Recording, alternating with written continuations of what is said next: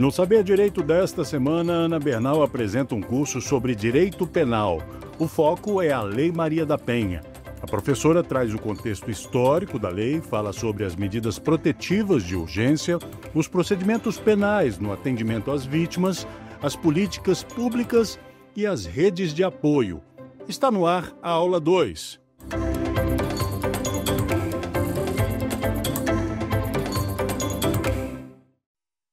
Olá, bem-vindos ao programa Saber Direito da TV Justiça. Eu sou a professora Ana Bernal e eu vou falar um pouquinho da minha trajetória. Eu sou criminalista, formada pela PUC São Paulo, especializada em Direito Penal e Processo Penal. Tenho uma trajetória de palestras, sou palestrante, palestro desde 2012. Sou frequentemente convidada para participar de programas de TV, nomeadamente para falar da Lei Maria da Penha e violência doméstica e familiar. Tenho também uma trajetória grande aí na questão da direito de família. E em 2006, com a vinda da Lei Maria da Penha, então eu tive uma atuação muito focada à violência doméstica e familiar, ao combate dessa violência. Eu estive também como diretora executiva da OAB São Paulo, na subseção Jabaquara, também fui presidente da Comissão de Direito Penal e Econômico e fui coordenadora do Núcleo de Ciências Criminais da mesma subseção da OAB São Paulo, Jabaquara. Como voluntária, eu fundei um grupo de apoio a mulheres em situação de violência doméstica e familiar que se chama O Limite do Amor. Ele é um grupo de mulheres que atua de forma totalmente gratuita no apoio a essas mulheres. Muito bem, dentro disso, eu fui convidada hoje para falar com vocês, dar uma aula sobre medidas protetivas de urgência. Então, são as medidas que estão previstas lá na Lei Maria da Penha, que nós vamos falar hoje para vocês. Então, nós vamos aí transcorrer pelo conceito, o tipo de medidas protetivas, as solicitações dessas medidas protetivas e a eficácia de tais medidas protetivas de urgência. Então, nós iniciamos falando o conceito e tipo de medidas protetivas de urgência. O próprio nome já diz, é uma medida que vai proteger e é uma medida que tem que ser urgente. Então, as medidas protetivas de urgência são determinações judiciais previstas lá na Lei 11.340 de 2006, que é a Lei Maria da Penha, para proteger de forma imediata a mulher em situação de violência doméstica e familiar. Essas medidas protetivas têm como objetivo afastar o agressor do lar ou da mulher que está passando por a situação de violência, afastá-lo, tirar dele um porte de arma, se for o caso que ele esteja usando, garantindo a segurança dessa vítima e permitindo que essa vítima saia, quando o caso, desse lar de uma forma segura. Eu falo quando o caso, porque muitas das vezes é o agressor que deve sair do lar, como aliás determina aí a Lei Maria da Penha, que ele saia do lar. Muitas vezes a mulher não pretende que seja feito dessa forma, então se afasta e se tira essa mulher do lar e os seus filhos de forma segura. Essas medidas protetivas podem ser concedidas independente de existir uma ação penal. É muito comum as mulheres, ou até mesmo a sociedade, e até alguns estudantes de direito acreditarem que só pode ser pedida uma medida protetiva de urgência em favor daquela mulher se já existe em curso uma ação penal. Não é necessário existir ação penal, assim como não é necessário a instauração do inquérito policial, nem sequer o registro do boletim de ocorrência. Ou seja, não é necessário que a vítima registre absolutamente nada a uma queixa-crime, ou mesmo faça qualquer tipo de registro por escrito, para solicitar essas medidas protetivas. Então, basta que ela, mulher, procure uma delegacia da mulher. Onde não existe delegacia da mulher, pode requerer numa delegacia comum, procura o Ministério Público ou Judiciário para pedir essa proteção para essa mulher.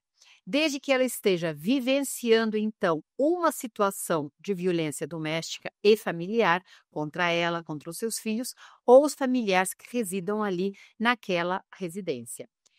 E quem pode pedir essas medidas protetivas? Essas medidas protetivas podem ser pedidas por qualquer mulher que esteja sofrendo essa violência.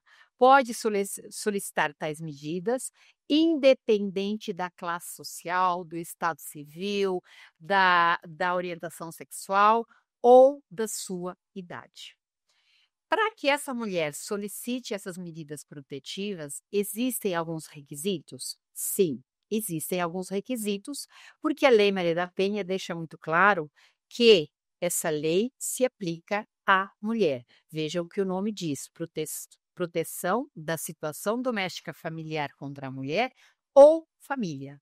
Então, nós excluímos dessa proteção das medidas protetivas o companheiro, o cônjuge, o marido, ou seja, a figura do homem, porque ela veio lá em 2006 para proteger as mulheres das situações de violência doméstica e familiar.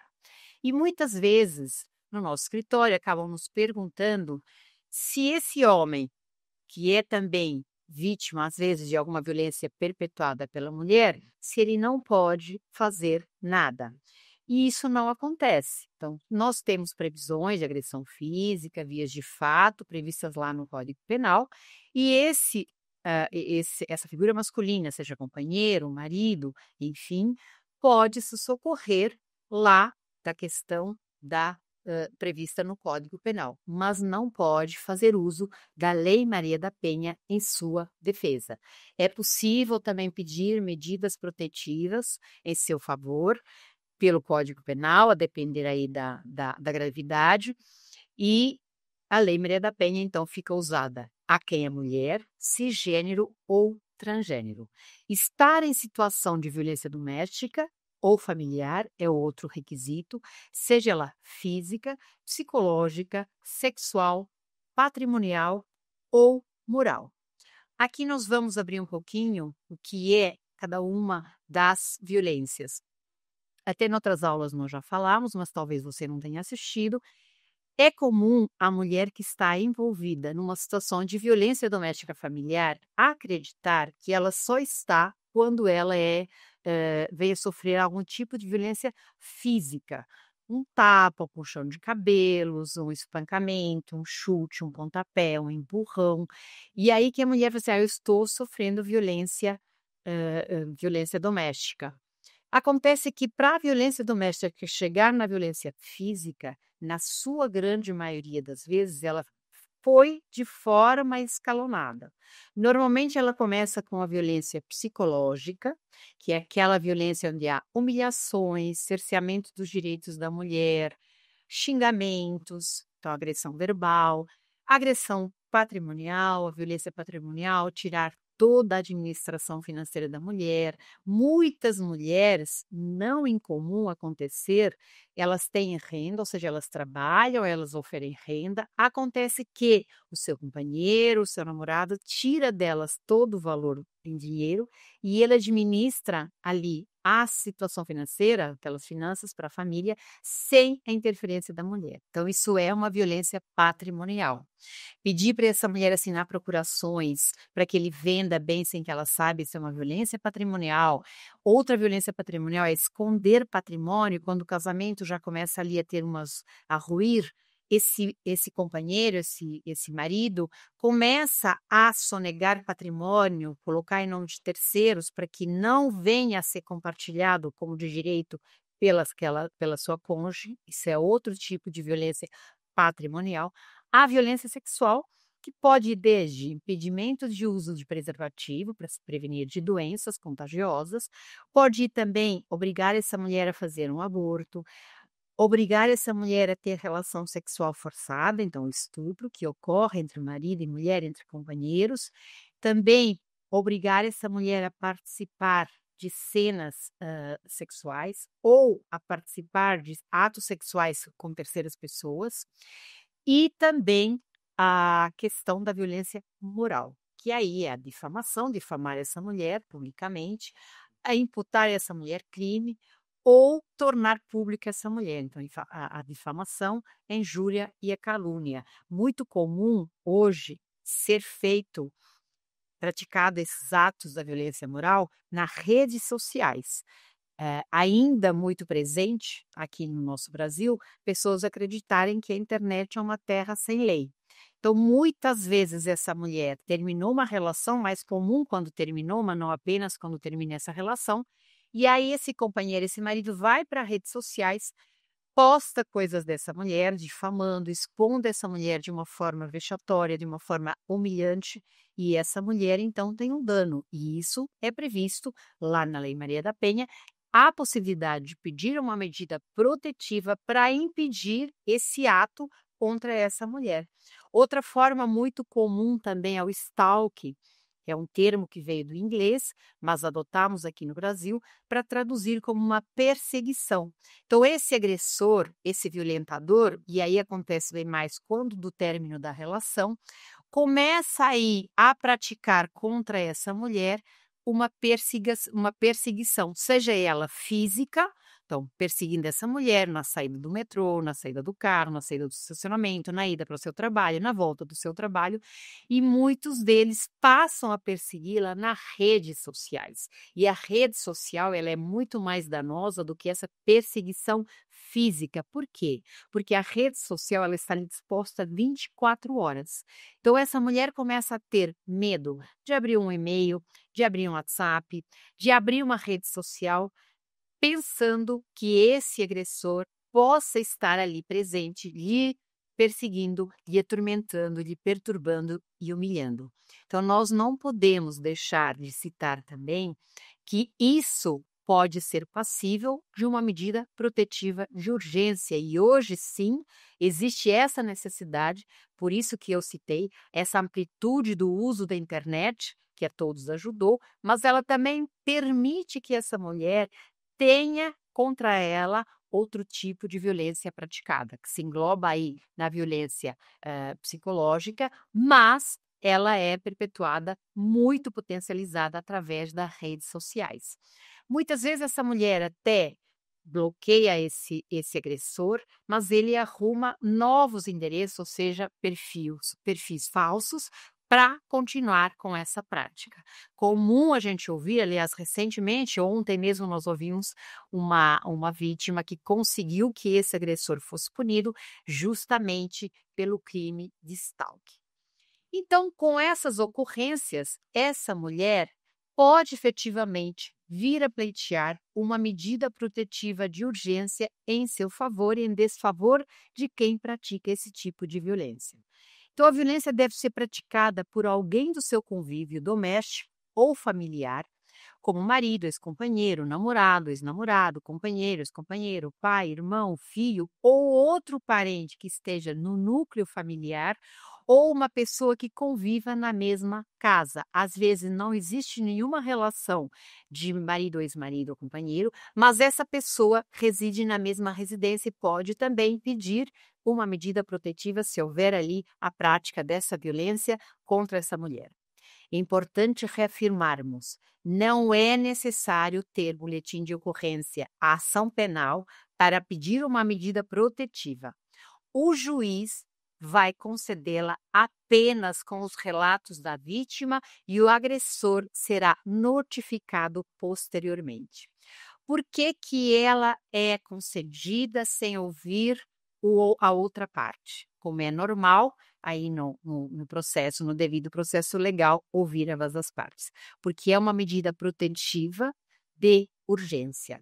Imaginem se o juiz, ao receber essa solicitação por parte dessa vítima, precisasse intimar esse algoz, que muitas vezes não é localizado para ser intimado, para conceder essa medida protetiva. Com toda certeza, essa mulher iria a óbito sem ver essa medida protetiva concedida. Então, ela é concedida, como eu falei, sem o contraditório. Depois, posteriormente, esse agressor será notificado. As medidas protetivas de urgência são concedidas por quem? que é outra pergunta sempre que é nos colocada também nas aulas, é quem concede essas medidas protetivas. Então, é o juiz ou uma juíza de direito, aqueles que vão analisar o pedido dessa mulher em até 48 horas, deve ser recebido pela justiça. E aqui cabe um exemplo que eu tive, uma medida protetiva concedida em 12 horas e outra em 6 horas, ou seja, no mesmo dia. Isso é o que a gente espera para essa mulher, porque muitas vezes as mulheres, quando chegam ao pleito dessa medida protetiva de urgência, já vivenciaram um inúmero tipo de violência doméstica, veio escalonando, até chegar muitas vezes à morte anunciada, que é o feminicídio, e quando a mulher procura, geralmente já está numa situação de grave risco. Então, se nós não dermos uma resposta rápida para essa mulher, muitas vezes há o risco dessa mulher ir a óbito. Dentro desse contexto, a Lei 13.827 de 2009 permitiu que o delegado de polícia, em casos de urgência, em cidades pequenas, em comarcas pequenas, onde não está o juiz presente, não aguardar essa presença do juiz para analisar e ser concedida de imediato pelo delegado, ainda que temporariamente, essa medida protetiva, e depois esse pedido será analisado pelo juiz para uma confirmação. Mas vejam a importância dessa alteração, dessa lei, para permitir que isso seja feito de uma forma imediata, urgente. A polícia militar, em casos extremos, em situações de risco iminente para aquela mulher, pode afastar esse agressor temporariamente, mas esse pedido formal, depois da medida protetiva, precisa ser enviado para o judiciário. Então, o agressor é formalmente notificado da concessão dessa medida protetiva em seu desfavor, para que tenha ciência das restrições que a ele foram impostas e que, caso venha a descumprir essas restrições, ele pode vir ser preso. Então, muito embora a medida protetiva, num primeiro momento, não tenha finalidade de prender esse algoz, esse agressor, oportunamente, se ele vier a descumprir essa medida protetiva, ele pode ser preso em flagrante. E aonde é que nós podemos pedir, a mulher pode pedir uma medida protetiva? Na delegacia da mulher ou qualquer outra delegacia, aquilo que se chama delegacia comum, o pedido pode ser feito com um boletim de ocorrência. Então, nós sabemos que as delegacias da mulher não existem em todas as cidades do Brasil, embora a Lei Maria da Penha preveja que tenha que haver a instalação das medidas das delegacias da mulher, bem como dos juizados, não são todas as comarcas que adotaram ou que instalaram. Vejam que temos uma das melhores leis do mundo, que é a Lei Maria da Penha, é mais moderna, mas nós temos problemas com a sua aplicabilidade. Ela não tem a previsão de cumprimento de tudo o que ela prevê. Então, esse boletim de ocorrência pode ser pedido tanto na delegacia da mulher quanto numa delegacia comum. Inclusive, pode ser pedido essa medida protetiva para o Ministério Público, para a Defensoria Pública. Qualquer um desses órgãos está apto a receber diretamente esse pedido. A vítima pode também contratar um advogado, uma advogada, que pode requerer tais medidas protetivas junto à justiça, que é muito comum, inclusive advogados e advogadas, mais comum advogados se especializarem nessa questão do combate à violência doméstica e familiar, como é o meu caso. Tenho uma atuação muito forte no combate à violência doméstica e familiar, então nós recebemos quase que semanalmente algum pedido de uma mulher para que seja pleiteada uma medida protetiva de urgência. Então, o advogado pode se socorrer do judiciário para fazer esse pedido, assim como pode também se dirigir à delegacia da mulher ou com a procuração, se fazer representar ou acompanhar essa mulher, que inclusive a Lei Maria da Penha está prevê no seu texto que a mulher que é vítima de violência doméstica e familiar tenha toda a proteção, inclusive toda a assessoria jurídica em seu favor. hoje ainda não observamos nas delegacias da mulher um plantão de advogados, defensores públicos que o Estado fornece para essa mulher, ainda não temos, mas é uma luta que deve ser pleiteada. Por quê? A mulher, quando chega numa delegacia, normalmente violência doméstica perpetuada por um homem, e eu falo normalmente porque pode haver violência entre mulheres, desde que sejam um casal, então isso pode acontecer, mas quando é praticada pelo companheiro ou mesmo pela companheira, ela tende ali a ver a figura masculina como o agressor. Então ela se sente mais segura se ela for acolhida, se ela for ouvida por uma advogada mulher, se ela for atendida por uma escrivã mulher, se ela for atendida por uma delegada mulher. A maioria das delegacias, sim, tem lá as mulheres para atenderem essa mulher, mas não são todas as mulheres que estão presentes ali na delegacia. Tem homens também, e posso dizer pela minha experiência que tem homens que atendem de uma forma acolhedora. Penso eu, e aí é um pensamento meu, que o acolhimento a uma mulher que está em situação de risco é do ser humano e não do sexo. E muito bem, a base legal para a concessão dessas medidas protetivas, nós vamos encontrá-las na Lei Maria da Penha, artigo 18 e artigo 24. Eu vou ler para vocês o artigo 18, então permitam-me. O artigo 18 diz assim: recebido o pedido da ofendida, o juiz poderá conceder de imediato as medidas protetivas de urgência, independente de audiência das partes ou manifestação do Ministério Público, devendo comunicar à autoridade policial e ao Ministério Público. Então, veja que o juiz não precisa ouvi-los, ele deve comunicar após essa concessão, porque é uma medida de urgência. Assim, o juiz, então, concede aí a medida protetiva de imediato, se ele entender que tem fatos para tanto, sem necessidade de ouvir sequer esse agressor, como eu falei anteriormente.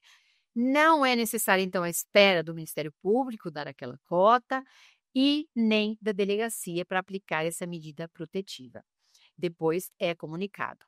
A decisão dessa concessão da medida protetiva em desfavor daquele algoz, tanto para a polícia quanto ao Ministério Público, tem que ser comunicado, porque tem providências lá que precisam ser cumpridas. Então, a inteligência desse artigo, ele reforça esse artigo, a importância e a urgência da concessão dessa proteção às vítimas de violência doméstica. Ela garante, esse artigo garante a rapidez, a eficácia na aplicabilidade da Lei Maria da Penha.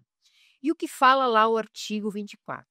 Artigo 24, então, da Lei Maria da Penha diz que poderá o juiz, quando necessário, sem prejuízo de outras medidas, encaminhar a ofendida e seus dependentes a programa oficial ou comunitário de proteção ao atendimento. Então, o artigo 24 diz que o juiz, determinando a medida protetiva em favor dessa vítima, dos seus filhos, dependentes, sejam encaminhados para programas de proteção e atendimento. Como pode ser, por exemplo, abrigos, que normalmente são sigilosos para as vítimas de violência. Por que sigilosos? Porque, vejam, essa vítima está numa situação de violência, ela ser colocada em um abrigo onde é divulgado esse endereço. Esse algoz certamente iria continuar perpetuando esses atos de violência.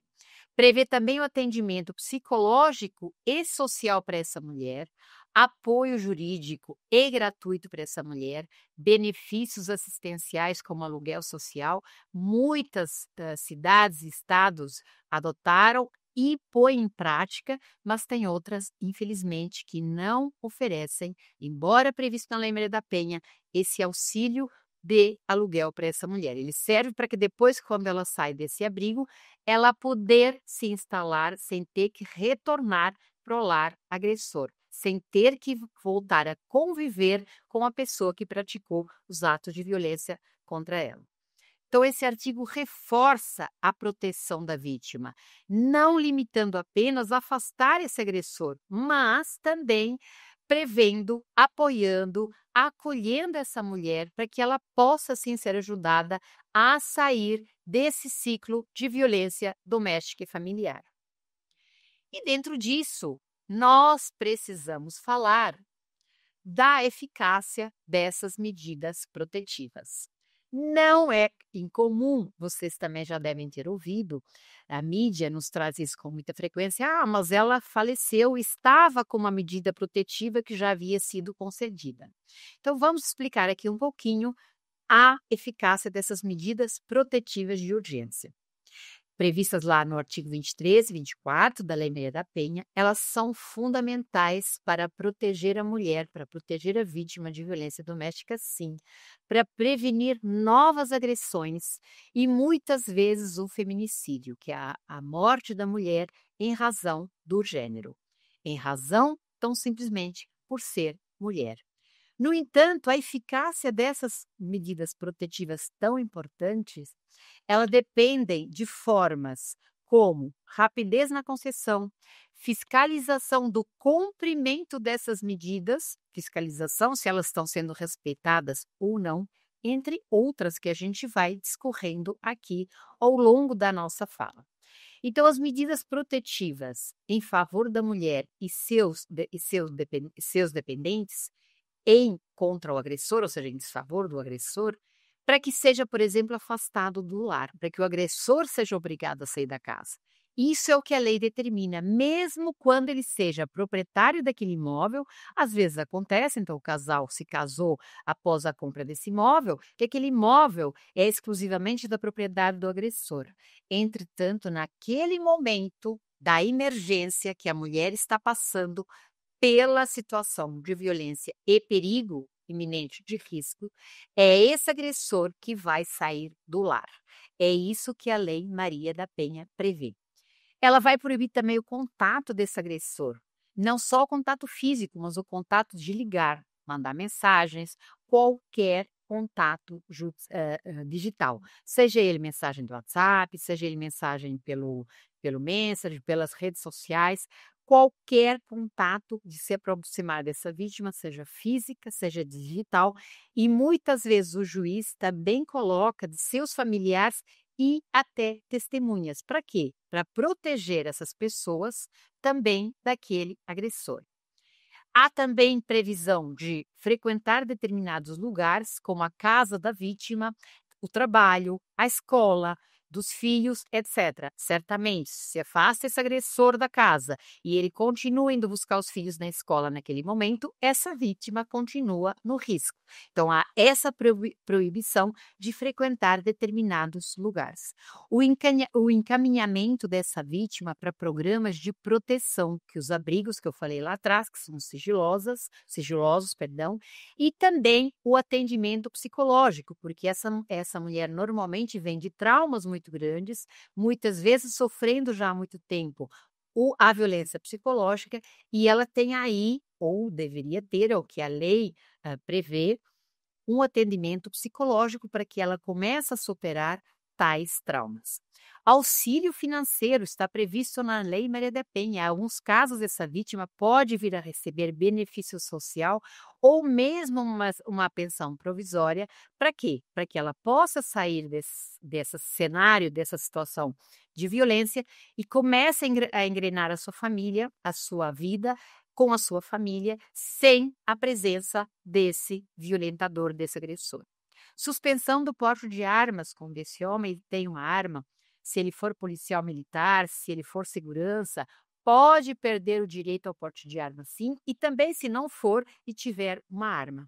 Afastá-lo do lar, restringir a sua aproximação, mantendo uma certa distância da vítima. Normalmente essa medida protetiva vem lá consignado qual a distância que pode manter, que tem que manter de afastamento.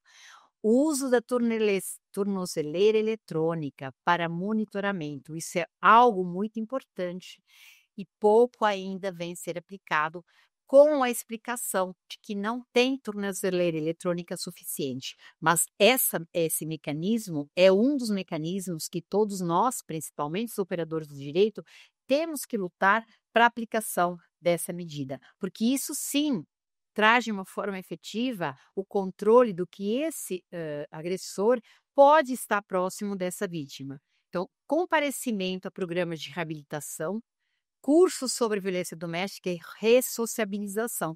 Isso é para o seu agressor. São oferecidos aqui em São Paulo, até no fórum tem, e aí espalhados pelas cidades do Brasil da mesma forma. O agressor pode frequentar, então, aí esses cursos sobre a violência doméstica e familiar e uma ressociabilização, para que ele volte, quando preso, por exemplo, à sociedade, de uma forma que entenda o respeito pela mulher e que não continue perpetuando esses atos. É comum, em audiências que envolvem as questões de violência doméstica e familiar, esse companheiro, esse marido, dizer, às vezes até na presença do juiz, quando lhe é perguntado, ele afirmar: não, eu dei um tapa, mas por quê? Ela é minha mulher. Como se o fato de ser mulher, como se aquela certidão de casamento lhe permitido fosse que ele pudesse usar contra essa mulher esses atos de agressão. Os pontos positivos das medidas de proteção. A rapidez na aplicação. O juiz, então, está lá previsto na lei que tem que analisar o pedido em 48 horas, garantindo a agilidade da proteção dessa vítima. E eu passei para vocês várias experiências que eu já tive, uma de 12 horas, outra de 6 horas, são coisas que nos deixam extremamente satisfeitos por saber que essa mulher teve uma rápida resposta pelo judiciário. Então, em casos urgentes, como eu também citei, está lá previsto na Lei 13.827, pode ser concedida pelo delegado. E a medida protetiva ela também visa a dissuasão do agressor. O agressor pode ser afastado do lar, proibido de se aproximar da vítima, mantendo contato, reduzindo dessa forma os riscos imediatos para essa mulher. Ou seja, tirar a oportunidade desse agressor continuar perpetuando esses atos de risco contra ela. Fiscalização e punição. O descumprimento da medida protetiva é crime previsto lá no artigo 24A do Código Penal, com uma pena prevista de 3 meses a 2 anos de prisão. O monitoramento eletrônico, a tornozeleira, poderá ser usado para evitar essa aproximação, mas ainda temos poucos, como eu citei agora atrás. Se houvesse mais uso dessas tornozeleiras, muitas dessas vítimas, quando tem aproximação desse agressor, não iriam a óbito, porque mais fácil se percebia isso. Apoio à vítima. A mulher pode ser encaminhada, então, a abrigos sigilosos, como falei, assistência psicológica e judiciária, auxílio aluguel, para ajudar nessa independência financeira.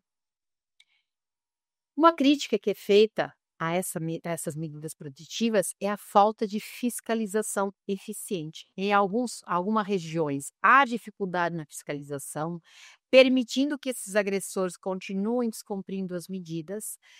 Há um convênio com a Guarda Civil Metropolitana que faz um trabalho de acompanhamento dessas mulheres que têm uma medida protetiva concedida em seu favor, fazem um trabalho belíssimo, como também a Patrulha Maria da Penha, a Ronda Maria da Penha, a Guardiã Maria da Penha, entre outras nomenclaturas que pelo Brasil afora vai sendo dado, mas tudo isso o que é que visa?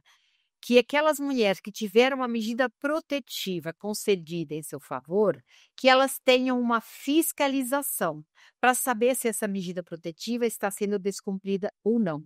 Frequentemente, essas mulheres que estão já com a medida protetiva, lhes é fornecido um aplicativo para baixarem, e nesse aplicativo já está lá a medida protetiva, já está quem é o agressor, quem é a vítima, quem precisa ser protegido, quais as restrições que estão sendo impostas àquele agressor, para quando essa mulher estiver numa situação de risco, ou seja, a aproximação desse agressor, mesmo estando impedido, ela poder usar aquele aplicativo normalmente com um toque, isso chega lá numa central e é mandado uma viatura para proteger essas mulheres. O que acontece é a subnotificação por medo dessa vítima. Então, muitas mulheres não denunciam por medo de represálias. Muitas delas são dependentes desses maridos, não só financeira, mas emocionalmente também, e aí acabam também sofrendo aí uma influência deles ou dos ex-companheiros, dizendo: "Mas eu preciso ver meus filhos". E aí essa mulher acaba relaxando, acaba deixando, permitindo essa aproximação, permitindo esse contato, acreditando que ele vai ser só com seus filhos, e ele acaba perpetuando atos de violência novamente contra essa mulher. Outra crítica é a demora na execução dessas medidas, porque apesar de estar previsto lá o prazo de 48 horas, há casos em que o judiciário é um pouco mais lento, e isso coloca a vítima numa situação de risco. Então, nós precisamos fazer com que a aplicação dessas medidas protetivas seja efetivamente colocada em prática. Então, nós podemos concluir que as medidas protetivas de urgência são essenciais, são eficazes para evitar novas agressões, para evitar muitas vezes a morte dessas mulheres, mas efetivamente elas dependem de fiscalização e de apoio contínuo a essa vítima. Então, o apoio contínuo a essa vítima, como eu falei agora há pouco, ele é muito importante e é um trabalho que vem sendo feito por essas patrulhas Maria da Penha, levam esse nome em homenagem à Lei Maria da Penha. E então, o fortalecimento dessas políticas públicas, com o quê? Conscientização, palestras para a sociedade, trazer a sociedade para conhecer o que é uma medida protetiva. É fundamental garantir que essas medidas sejam cumpridas e ofereçam real proteção para essa mulher. A comunicação imediata da vítima ou do seu eventual descumprimento tem que ser feito. O STJ já reafirmou que uma medida protetiva não possui prazo de vigência determinado, devendo permanecer por quanto tempo? Enquanto persistir o risco dessa vítima. Porque se essa vítima ainda está no risco, ela tem que continuar sendo protegida. Imaginem só, uma vítima que tem uma medida protetiva concedida a seu favor, ela se sente, de certa forma, protegida, acreditando que esse agressor está impedido de se aproximar dela. Se essa medida protetiva tiver um prazo e nós, através do judiciário, houver uma revogação dessa medida, essa mulher fica desprotegida. Anteriormente era colocado até prazo lá, às vezes de 30, de 180 dias. Hoje, então, o que determina a permanência ou a cessação dessa medida protetiva não mais é prazo, mas sim o risco. Enquanto houver efetivo risco para essa mulher, essa medida protetiva continuará ativa. Então, ela pode ser pedida a revogação. É permitido, sim, que seja pedida a revogação, mas o juiz, a autoridade judiciária, vai ouvir a vítima para que ela se manifeste através do seu advogado, que normalmente é feito em um processo que já está em curso, para ele falar se essa vítima se sente segura ou se ainda sente que a sua vida, a sua segurança, o seu bem-estar, a sua tranquilidade ainda está em risco. E se essa vítima, então, verbalizar, expressar e colocar ali para o judiciário que ela ainda tem, sim, medo de se sentir desprotegida, de se sentir sem essa medida protetiva, ela vai continuar se prolongando por muito mais tempo. Então, essa medida protetiva de urgência hoje está pacificado que não tem mais um prazo para ela acontecer. Então, todas essas questões que nós impedimos, previstas na Lei Maria da Penha, que são limitações para esse agressor, elas são medidas de urgência para que essa mulher possa, então, viver segura após o sofrimento de algum tipo de violência, como nós citamos, aí a física, a psicológica, a moral, a patrimonial e a sexual. As medidas protetivas de urgência, não podemos deixar de dizer também que elas sim tiveram um aumento no pedido dessas medidas protetivas a nível Brasil.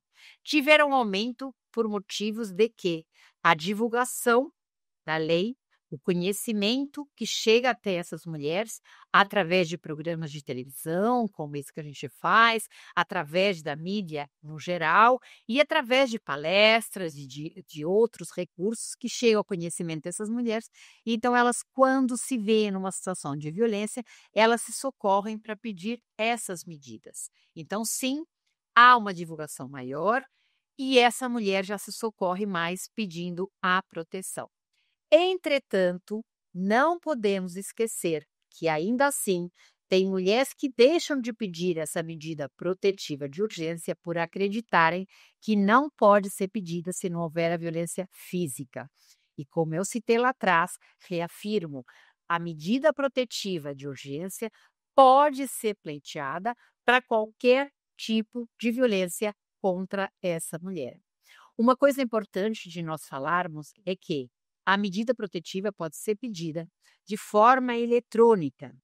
Então, a mulher que está com acesso à internet pode socorrer ali do boletim eletrônico, pedindo, inclusive, a medida protetiva. Então, ela faz lá um relato daquilo que está acontecendo, pode, inclusive, colocar provas, mensagens, nomes de testemunhas e, ao finalizar, esse registro vai para uma central que vai ser analisado e, depois dessa análise, será feita, então, a concessão dessa medida protetiva, desde que haja um motivo que o juiz ou a juíza entenderem que seja realmente o risco para essa mulher. Então, vejam que a facilidade desse pedido de proteção da mulher hoje está muito ao seu acesso. Então, através de uma internet, através da Delegacia da Mulher, através da Delegacia Comum, através do disco de denúncia 180, através do 190, ela tem um leque de lugares onde pode socorrer para fazer cessar essa medida que está sendo imposta a ela, essa violência que está sendo imposta a ela, através de uma medida protetiva de urgência. Então, nós precisamos divulgar, eu quando falo nós, operadores de direito, judiciário, promotores, defensores, e a sociedade em geral, precisamos divulgar essas medidas. Mas não só, precisamos acolher essa mulher para que ela se sinta segura no pedido dessas medidas protetivas, porque muitas mulheres não têm o apoio sequer da sua família. Muitas, quando precisam se socorrer para fazer um pedido de medida protetiva, a família lhe vira as costas. E a sociedade, no geral, o faz da mesma forma, com a crença de que isso é um problema entre ela e o marido. Só que esse problema, o qual a gente vira as costas, custa vidas de mulher. E uma vida importa. É uma mulher que está em risco. Então, nós temos obrigação, não só os operadores de direito, como eu citei, mas cada um de nós, na sociedade, obrigação de acolher, de prestar a essa mulher empatia. Para quê? Para que ela tenha à disposição e possa efetivamente se beneficiar da Lei Maria da Penha, para que seja obstado, para que seja cessado aquele ato de violência contra ela. Pouco importa o tipo de violência, o que importa, na verdade, é a violência que tem que parar. É a violência que tem que parar, vinda ela do seu companheiro, do seu marido, mas também pode vir de outro pertencente à família. Então, pode ser de um pai, pode ser de um avô, pode ser do irmão, pode ser de um tio, qualquer familiar que esteja naquele núcleo ou qualquer pessoa que esteja naquele núcleo, desde que do sexo masculino, como falei lá no início da minha fala, ela pode socorrer desse pedido da medida protetiva de urgência. As medidas protetivas de urgência salvam, sim, vidas. E elas têm que ser encaradas como um meio de proteger essa mulher, como um meio de defender essa mulher de ela vir a óbito. Normalmente, nós costumamos dizer que a morte da mulher em razão do gênero, o feminicídio, é uma morte anunciada, porque ela começa lá atrás se anunciando com a violência verbal, com a violência psicológica, com a patrimonial, com a moral, escalonando até chegar muitas vezes ao feminicídio. Então, as medidas protetivas vêm exatamente para impedir que essa mulher chegue, que passe do escalão para o outro, certamente é o que se espera, logo na base, mas principalmente, muito mais, que essa mulher não vá a óbito por razões de ser tão somente mulher. Vejam que a violência doméstica contra a mulher, ela vem enraizada na nossa sociedade, por quê? Porque há uma sociedade ainda com pensamento extremamente machista e patriarcal. E dentro desse cenário, acredita-se, a maior parte da sociedade, não só no Brasil, mas no mundo, de que a mulher é um ser que não tem os mesmos direitos do que o homem. Essa forma equivocada de nos tratarem, a todas nós, acaba levando muitas mulheres a perderem a vida. Então, nós sempre dizemos que é em suma importância que essa mulher seja salva. Um exemplo que tivemos aqui recentemente no nosso escritório foi de uma mulher que vinha de um longo tempo, de 13 anos, segundo os relatos, de violência psicológica, aí evoluiu para estelionato, sonegação de patrimônio. Então começaram a ser usadas, ali as procurações para que essa mulher começasse a autorizar esse marido a passar os bens para terceiros, já prevendo que houvesse um divórcio, e essa mulher acabou fazendo uma procuração onde esse marido delapidou com todo o patrimônio. Pasmem. Quando ela nos procurou para fazer o divórcio, ela tinha de patrimônio uns milhões, perdão, de dívidas tão somente. Não existia mais nenhum recurso financeiro. Apenas existiam dívidas, porque essa violência patrimonial tinha dado àquele algoz, àquele ex-marido, que depois virou ex-marido, o poder de vender todo o patrimônio, e ele, com aquela procuração, colocou o patrimônio em nome de outras pessoas, terceiros. No caso, foram usados laranjas que não eram nem pessoas da família. Então, vejam como é importante a mulher estar ciente, ter conhecimento de que a assinatura de uma procuração, ela pode virar não só de a perda de um patrimônio, como eu falei aí para vocês, mas também de vir a responder por dívidas que foram contraídas na constância do casamento. Então, o que eu tinha para propor para vocês era isso hoje. Vamos agora ao nosso quiz. Entre as medidas protetivas de urgência que podem ser impostas ao agressor estão: a. Suspensão da posse ou do porte de armas, comunicação ao órgão competente e proibição de aproximação da ofendida, seus familiares e testemunhas. Letra B. Restrição das visitas íntimas. Letra C. As respostas A e B estão corretas. A resposta correta é a letra A.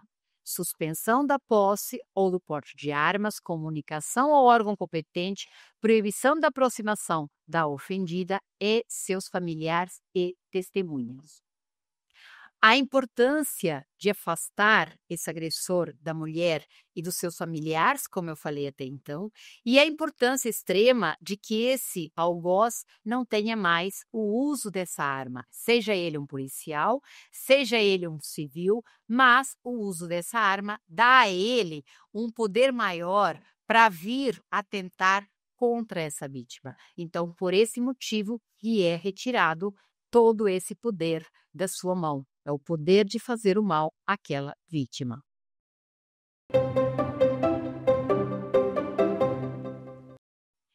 Quais são as possíveis restrições ao agressor? Impedir qualquer comunicação deste com a vítima, inclusive por telefone, e-mail e demais meios digitais. B. Frequentar determinados lugares para preservar a integridade física e psicológica da ofendida. C. Todas estão corretas. E a resposta correta, todas estão corretas, ou seja, letra C. Como eu disse no decurso da aula, há importante relevância de impedir qualquer contato com essa vítima, porque a preocupação do risco de vida, ele não se dá só pelo contato físico, mas também através de e-mails, através de mensagens, de WhatsApp, através de redes sociais, onde essa mulher pode continuar sendo perseguida, pode continuar sendo perpetuada contra ela essa violência através de stalking, através de violência psicológica, como nós falamos.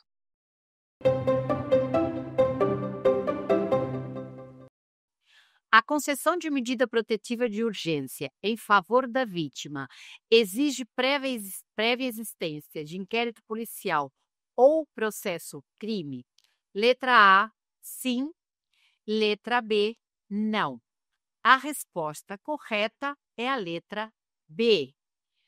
Como eu falei no decurso da aula, a concessão de uma medida protetiva, ela não precisa preceder de nenhum registro, nem de uma ação penal, nem de um inquérito policial, nem tampouco de um boletim de ocorrência, porque o nome já diz medida protetiva de urgência. Imaginem vocês se a vítima tivesse que aguardar um registro do boletim de ocorrência, ou mesmo uma ação penal, que demanda um tempo para que ela aconteça, ou mesmo a instauração do inquérito policial, para ter a sua vida protegida, porque muitas vezes, sim, é a vida dessa mulher que está em risco.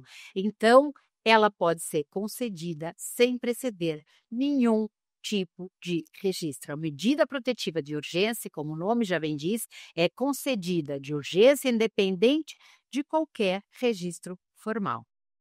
Em resumo, falamos de medidas protetivas de urgência, falamos qual é a sua finalidade, falamos qual que é o conceito, falamos onde elas estão previstas e falamos principalmente da sua importância, a importância dessa concessão, a importância dessa fiscalização para que as mulheres que ainda são perseguidas com atos de violência doméstica e familiar possam sair desse ciclo de violência, possam cortar os grilhões que as amarra a esse lar tão agressor. O lar é o lugar que nós devemos nos sentir seguras e seguros, é a nossa proteção. Mas o que nós vemos na prática é que as mulheres não estão seguras, em especial nos seus lares, porque normalmente a violência doméstica e familiar ocorre entre quatro paredes, ocorre no seu lar, onde ela deveria ser protegida, onde ela deveria estar segura. Então, nesse sentido, a medida protetiva de urgência vem para trazer a segurança que essa mulher já perdeu, para afastar esse agressor dessa mulher, para impedir que novas situações de violência doméstica aconteçam, ou mesmo para impedir que elas se iniciem. Como citamos lá atrás, essa violência pode ser impedida imediatamente com uma medida de proteção de urgência, até por violência psicológica. Nos vemos na próxima aula. Até lá! Quer dar alguma sugestão de tema para os cursos do Saber Direito? Então mande um e-mail para a gente, saberdireito@stf.jus.br. Você também pode estudar pela internet. Acesse o nosso site radioetvjustiça.jus.br ou pode rever as aulas no canal do YouTube, @Rádio e TV Justiça.